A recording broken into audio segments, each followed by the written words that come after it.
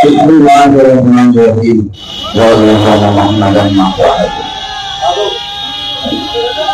অনুষ্ঠানের সম্মানিত সভাপতি, সম্মানিত উপস্থিতি, আমার ডান এবং বামের বরিষ্ঠ বয়স্ক বিএনপি সম্মানিত নেতৃবৃন্দ এবং প্রত্যেকেই বিশাল একজন মহিলা যাদের সংস্পর্শে আমি ধন্য, নাম উল্লেখ করলাম না, কেউ অনেক আমাদের প্রশংসা করতে হবে, সময় স্বল্প। আপনাদের স্নেহজন্য এবং আপনারা তাকে 2001 সালে ভোটে নির্বাচিত করে সংসদে পাঠিয়েছিলেন। আমি আমার পিতা সম্পর্কে দুটো কথা বলে বক্তব্যের মূল জায়গায় যাব।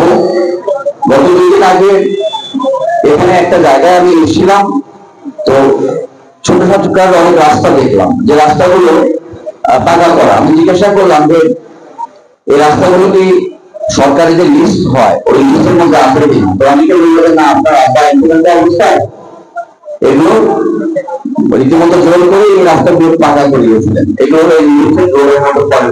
এই সময় আমি অনুভব করলাম যে এই মানুষটার আপনাদের প্রতি কতটুকু দরদ ছিল, আপনাদেরকে উনি কতটুকু ভালোবাসতেন।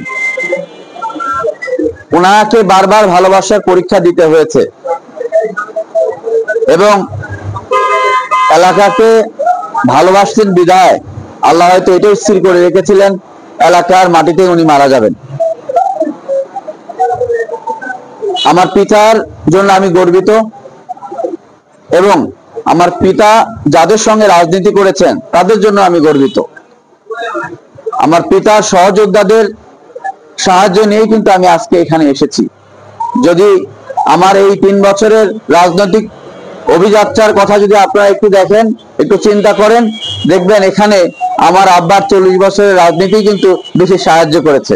আমি শুধুমাত্র আমার পিতার নামে পতাকা বহন করে যাচ্ছি। এই জুলাই মাস শহীদের রক্তস্নাত মাস। এই জুলাই মাসে আমরা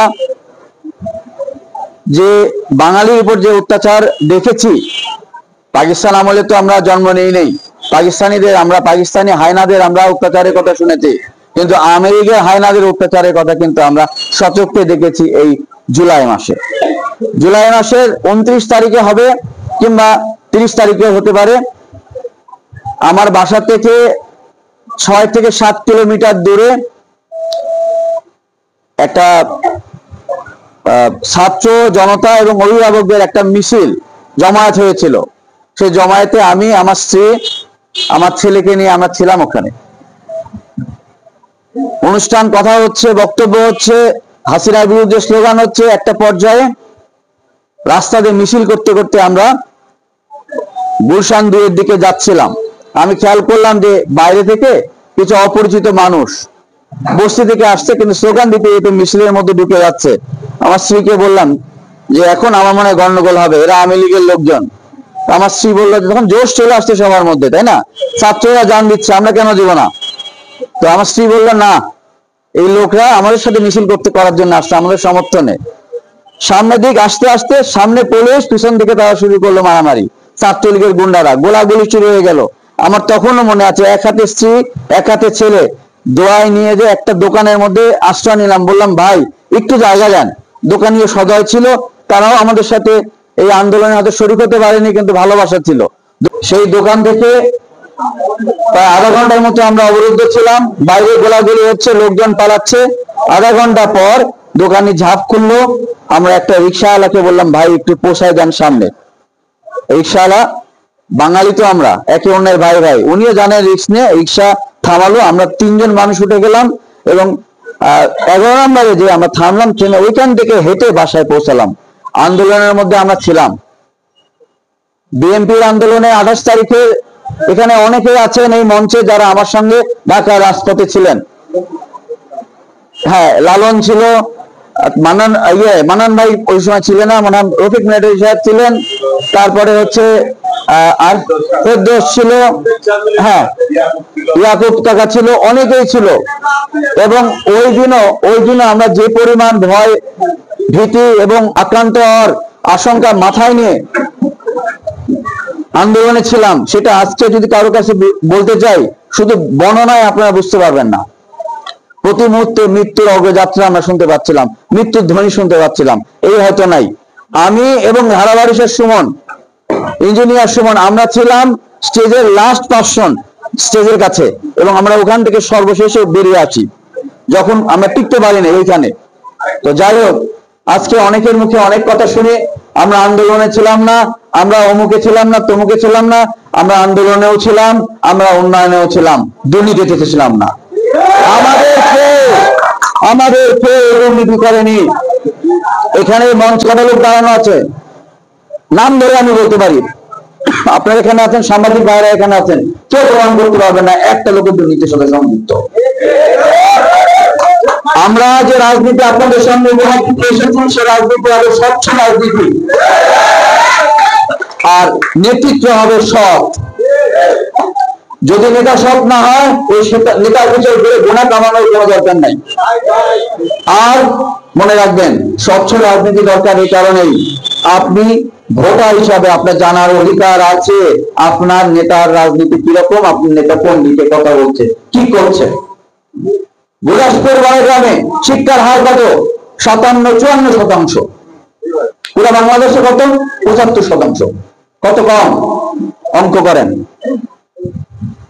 যেহেতু শিক্ষার হার কম, মাথাপিছু আয়ও কম।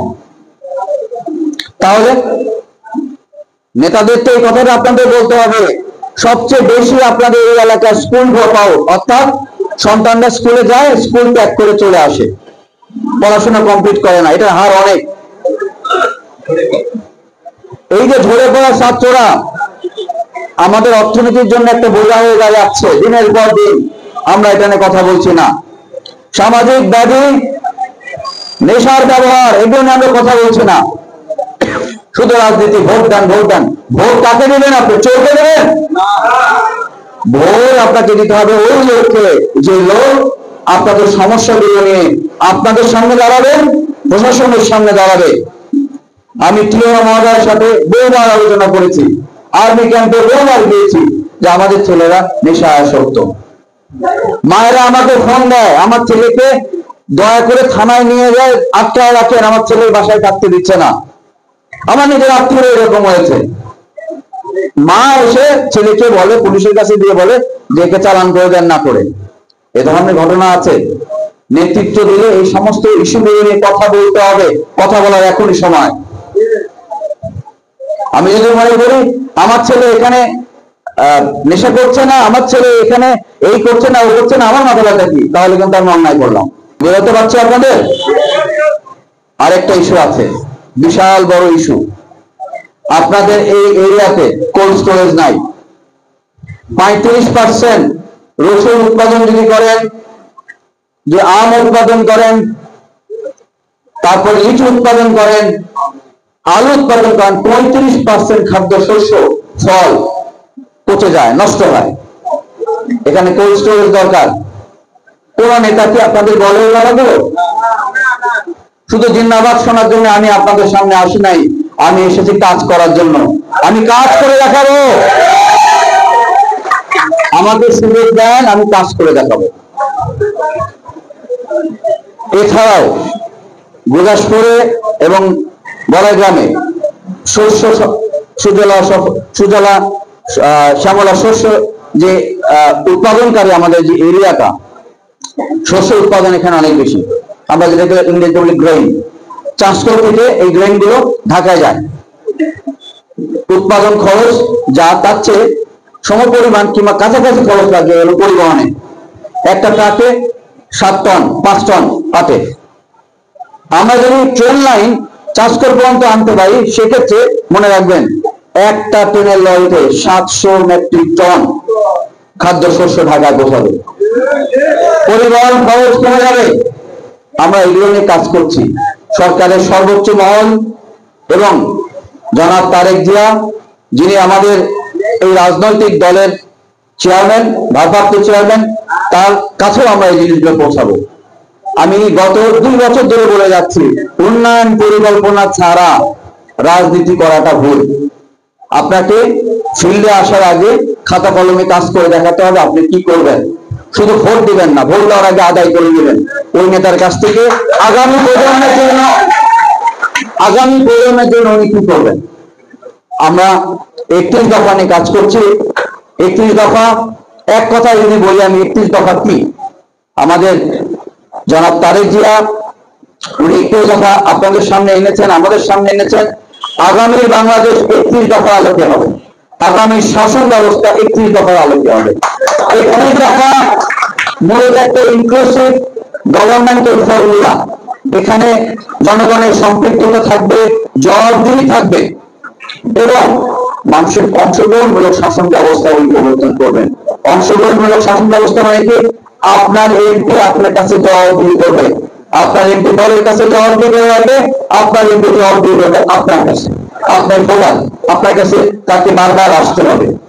যারা মনে করেন যে যে কেউ দাঁড়ালে ভোটে পাস করে যাবো আমরা, ভুল।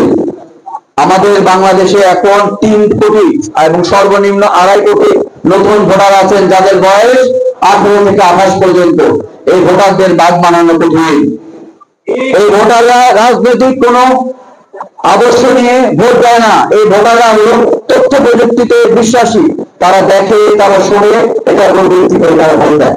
আমরা এই রাজনীতির মঞ্চ থেকে আপনাদের বলেছি, এইসব জ্ঞান, এইসব নবজাগরণে সম্পৃক্ত এদেরকে রাজনীতিতে সম্পৃক্ত করতে হবে, এদেরকে বোঝাতে হবে জনাব তারেক জিয়ার 31 দফা হলো বাংলাদেশের মুক্তি পথ। এই ট্যাঞ্জিবল ভোটারদেরকে ভোট